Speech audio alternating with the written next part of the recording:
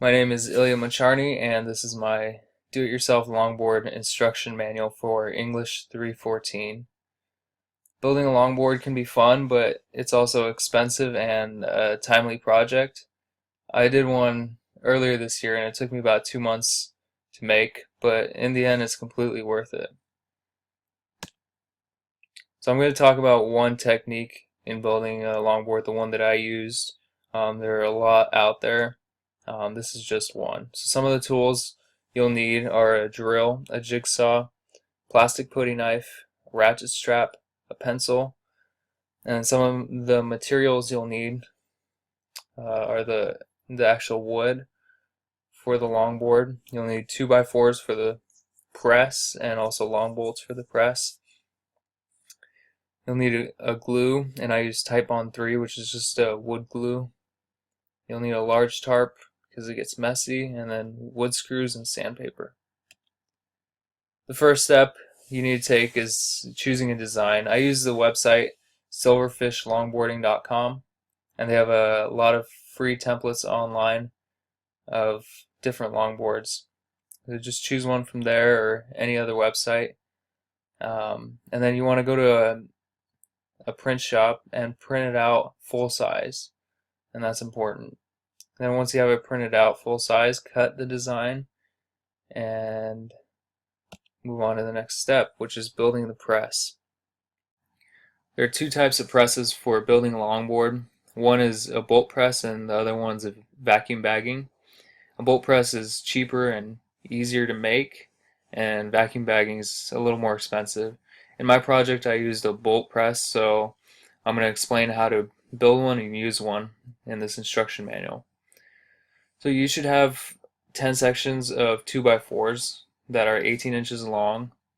To build a press, you want to drill a hole on both ends of each 2x4 section, about 15 inches apart, but no more than 17 inches. You want to make sure that the longboard can fit in the press easily. And you'll end up with 5 sections for the press. You want to test each section before moving on to the next step. So there are two types of wood used in building a longboard. One is maple, which is very strong and has a clear appearance. It's more expensive though, and it's good for downhill riding and competitive riding. The other one is Baltic birch, which is a little more flexible, it has less strength. Um, it's less expensive than maple, and it's used more for cruising or carving. The thickness of a longboard should be half an inch in the end. So the thickness of the wood initially that you want to get is either a 1/4 inch or an 1/8 inch.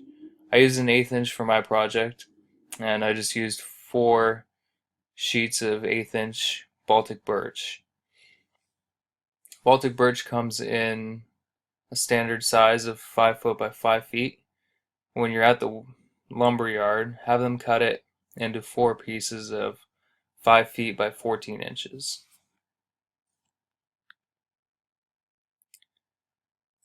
After you've gotten your wood, you want to figure out the sections that are going to be the top and the bottom. So you want the cleanest sheets for the top and bottom of the board.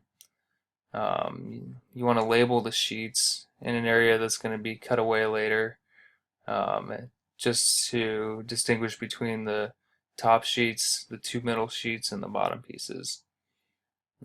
After you've done that, take the top sheet and mark the center of the board.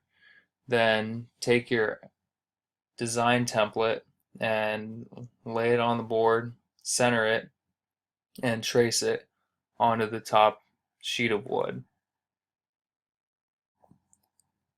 So the next step is to glue the boards together.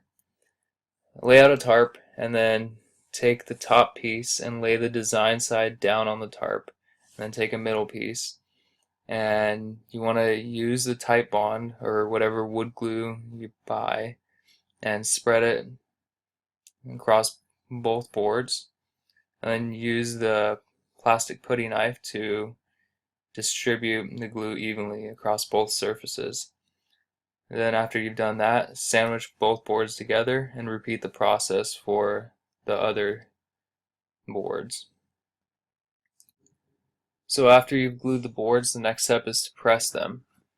You want to take the freshly glued board and put it in the press. Space out each 2x4 section evenly along the longboard, and then place a furring strip on the top side of the board in the center, and put the other two furring strips on the bottom and space them out evenly from the middle, as you can see in the picture in the lower right of the slide.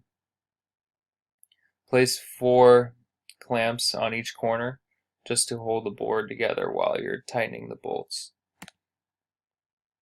The next step is to tighten the bolts one by one, and tightening the bolts actually controls how much concave you give the board, so decide on how much you want on your board. And then after you've tightened the bolts, attach a ratchet strap to each end of the middle furring strip and add a little tension to add a little flex to the board. After that's done, add the 10 screws around the edge of the template just to hold it together and let it bond. And then after you're done with that, let it dry for 24 hours. After it's dry, you want to cut and finish.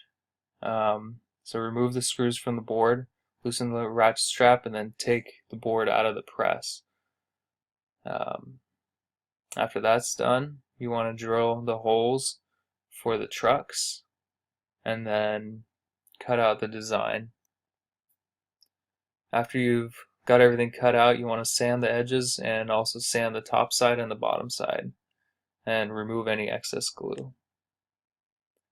The last step is to spray the bottom of the board with clear varnish to protect the wood from any water damage, and then attach the grip tape to the top side, assemble the trucks, bearings, and wheels, and then attach them to the board and you're ready to ride.